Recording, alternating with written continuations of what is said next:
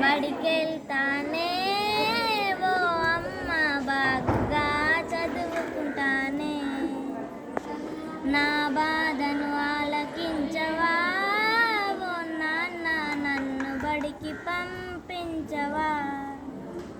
బడికెళ్తానే ఓ అమ్మ బాగుగా చదువుకుంటానే, నా బాధను ఆలకించవా ఓ నాన్న నన్ను బడికి పంపించవా.